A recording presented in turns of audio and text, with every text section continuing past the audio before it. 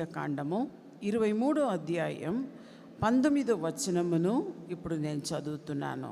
23:19 సంఖ్యాకాండము. దేవుడు అబద్ధమాడుటకు ఆయన మానవుడు కాడు, పశ్చాత్తాపడుటకు ఆయన నరపుత్రుడు కాడు. ఆయన చెప్పి చేయకుండునా, ఆయన మాట ఇచ్చి స్థాపింపకుండునా అని చెప్పి రాయబడి ఉంది. అంటే ప్రవక్తతో దేవుడు మాట్లాడిన ఈ మాట, ఆయన అబద్ధం ఆడుటకు ఆయన మానవుడు కాడు. మనమందరం ఏం చేస్తామండి? ఏదో ఒక సందర్భంలో, ఇక్కడ ఉన్న వారితో నేను అడుగుతున్నా, ఎవరైనా నేను అస్సలే ఇప్పుడు వరకు అబద్ధమే మాట్లాడలేదని చెప్పేవారు ఎవరైనా ఉన్నారా? మనం చెప్పే మాట ఇంకొకరికి హానికరంగా ఉండకూడదు. అది సరే. ఇంకా ముందు మనం ఈ వాక్య ఆధారంగా మనం చూసినట్లయితే సాముయేలు మొదటి గ్రంథం 15వ అధ్యాయం 29వ వచనమును చూస్తున్నాం. 15th chapter 29th verse. మరియు ఇజ్రాయేలీయులకు ఆధారమైన వాడు నరుడు కాడు. ఇజ్రాయేలులకు మన దేవుడు ఏంటండి? ఆయన నరుడు కాడు, ఆయన దేవుడు. ఆయన అబద్ధమాడడు, పశ్చాత్తాపడడు అని చెప్పి రాయబడి ఉంది. ఎక్కడైనా యేసు ప్రభు అబద్ధం ఆడినట్టు ఉందా? లేదు. ఆయన అబద్ధం ఆడడు, ఇంకా ఏం చేయడంట, పశ్చాత్తాపడడు అని చెప్పి సాముయేలు మొదటి గ్రంథం 15:29లో మనం చూస్తున్నాం. ఇంకా చూసినట్లయితే కీర్తన గ్రంథము 89వ కీర్తన 35వ వచనంలో అతని సంతానము శాశ్వతముగా ఉండుననియు, అతని సింహాసనము సూర్యుడున్నంత కాలము నా సన్నిధిని ఉండును అని చెప్పి రాయబడి ఉంది. అంటే అతని సంతానం ఎలా ఉంటుందంట? శాశ్వతముగా ఉండుననియు. ఇప్పుడు చూడండి, మనం అందరూ ఎక్కడి నుండి వచ్చినామండి? ఆదాము నుండి వచ్చినాం. ఆదాము ఒక్కడిగానే ఉన్నాడు, తర్వాత అవ్వ జతపరచబడ్డాడు. తర్వాత మనం చూస్తున్నాము, తర్వాత ఒకరని, ముగ్గురని, 5గురని, 10 మంది అని. ఇప్పుడు ప్రపంచంలో ఎన్నో మిలియన్, ఎన్నో కోట్ల కొలది ప్రజలు ప్రపంచం అంతా వ్యాపించారు. ఎక్కడి నుండి? ఒక్క మానవుని నుండి. ఒక్క మానవుని. From one man the world is full now. ఇప్పుడు ఏంటి? ప్రపంచం అంతా నింపబడి ఉన్నది. అంటే రంగులు మారవచ్చు,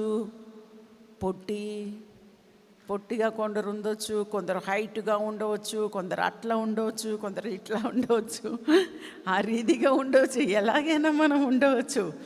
ఎలా ఉన్నా కూడా మనలో దేవుడు ఏం ఉంచాడు తెలుసా?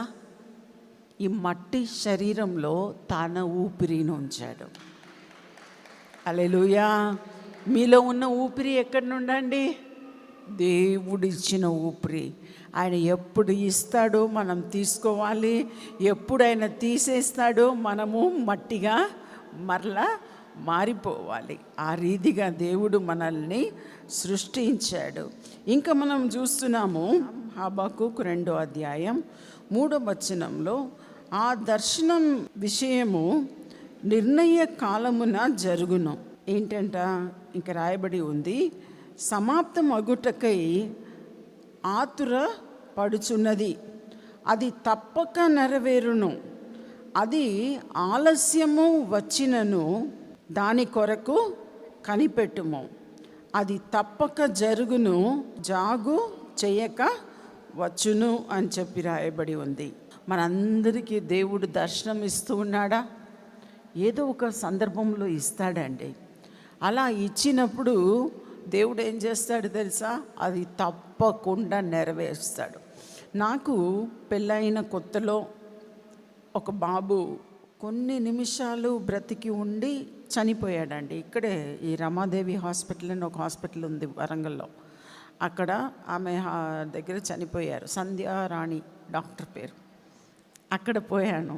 అక్కడ పోయినప్పుడు మొదటి బేబీ ఫుల్గా పుట్టి చనిపోయింది. తర్వాత రెండోది ఒక బేబీ చనిపోయింది. తర్వాత మూడోదికి నేను వెయిట్ చేస్తూ ఉన్నప్పుడు ఒకే భయం. అప్పుడు ఇప్పుడు ఉన్నంత విశ్వాసం అప్పుడు లేదు. అంటే బైబిల్ చదువుతాను, చిన్నప్పటి నుండి అది అలవాటు ఉంది. కానీ ఇప్పుడు ఉన్న అంత విశ్వాసం అప్పుడు లేదు. అంటూ ఏమవుతుందో రెండు చనిపోయింది కదా, ఏమవుతుందో ప్రతిరోజు భయము.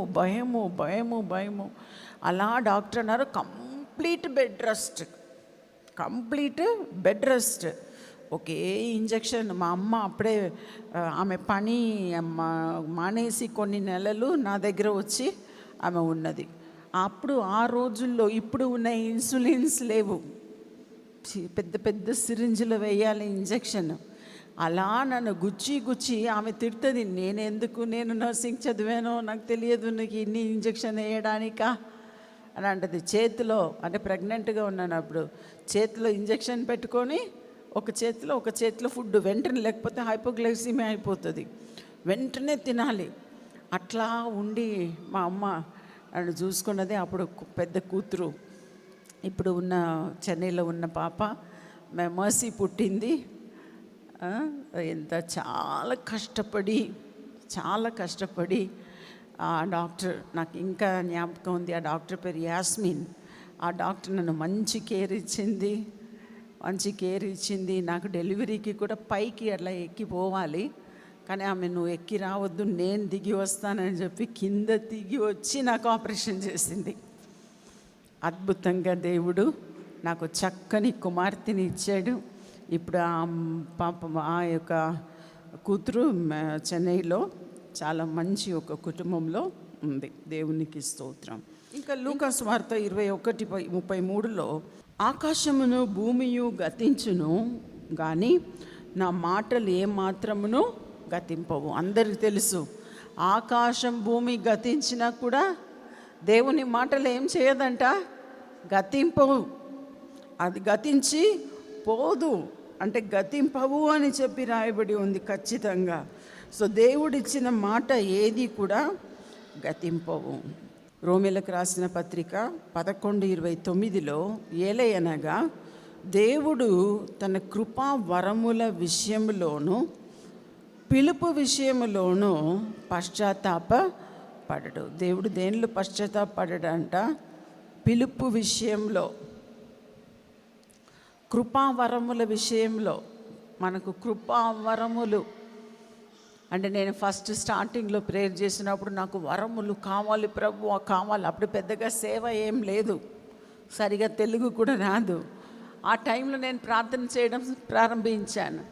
కానీ ఎంత అద్భుతంగా దేవుడు నన్ను ఒక చిన్న గది, ఆ గదిలో నన్ను పరిశుద్ధాత్మతో నింపి ఒక్కొక్కటిగా ఇంకా సేవకు వచ్చిన తర్వాత ఒక్కొక్క వరముగా దేవుడు ఇవ్వడం ప్రారంభించాడు. తర్వాత ఎన్నో అద్భుతాలు, చాలా అద్భుతాలు. అంటే ఇప్పుడే కొంచెం ఎక్కువ అక్కడ ఇక్కడ తిరగడం కొంచెం స్టాప్ చేశాను, కానీ ఒకప్పుడు అయితే బాగా ప్రపంచం అంతా వెళ్ళానండి. వెళ్ళి స్వార్థను ప్రసంగించి ఎన్నో అద్భుతాలు. ఒక లండన్ దేశం అనుకుంటా నేను వెళ్ళినప్పుడు ఆఫ్ఘన్ యుద్ధంలో ఆ మోకాలు చిప్ప మొత్తం అట్లా ఎగిరిపోయిందంట, బాంబు పడి ఎగిరిపోతే ఇంత పెద్ద ప్లాస్టర్ వేసుకొని ఆయనను తీసుకొని వచ్చారు. అప్పుడు అలా ఆయనను మోసుకొని వచ్చినప్పుడు నేను ఆయనను చూశాను. అప్పుడు ఎలా విశ్వాసం వస్తుందో నాకే తెలియదు. అప్పుడు నేను అన్నాను, కమ్ నియర్ అన్నాను, దగ్గరకు తీసుకురండి అన్నాను. తీసుకొచ్చారు. అప్పుడు నేనేమన్నానంటే, నేను వంగి అలా స్టేజ్లో అక్కడ నిలబడి ఉన్నాను. ఆ స్టేజ్ నుండి వంగి ఆయన మోకాల మీద చేయి పెట్టి, lord I command the new నీ ఇన్ జీసస్ నేమ్ అని చెప్పి ప్రేయర్ చేశానండి. ప్రేయర్ చేసిన వెంటనే కట సౌండ్ వచ్చింది ఆ మోకాల్లో. వస్తే నాకు కూడా అది విప్పమని నేను చెప్పలే, ఆయనే విప్పుతున్నాడు. కట్ట అంతా మొత్తం ఆ ప్లాస్టర్ అంతా విప్పితే ఇట్లా ప్యాసేజ్ ఉంది చూడండి, మనకి ఇట్లానే ప్యాసేజ్ ఉంది. ఆయన ఆ ప్యాసేజ్లో ఇక్కడ నడుస్తున్నాడు, అక్కడ నడుస్తున్నాడు, అక్కడ I'm healed, I'm healed, I'm healed అని చెప్పి ఆయన గంతులు వేసి అటు ఇటు నడిచాడండి. మోకాలు మంచిగా అయిపోయింది. నూతన మోకాలను దేవుడు ఆయనకి ఇచ్చాడు. అద్భుతమైన రీతిగా దేవుడు ఆయనను స్వస్థపరిచాడు. నిన్న నేడు నిరంతరము మారని దేవుడు ఈరోజు కూడా అది చేయగలడండి. ఆమెన్ చెప్దామా? ఆమెన్. ప్రోగ్రాం మీకు ఆశీర్వాదకరంగా ఉన్నదని మేము నమ్ముతున్నాం. ఫస్ట్ లైక్ చేయండి, తెలిసిన వారు మీ ఫ్రెండ్స్ అందరికీ మీరు షేర్ చేయండి, తర్వాత సబ్స్క్రైబ్ చేయండి. తప్పగా ప్రభు మిమ్మల్ని దీవిస్తాడు. ఇక రాబో వీడియోను కూడా మీరు చూడండి, దీవించబడండి. ప్రభు మిమ్మల్ని దీవించును గాక. God bless you.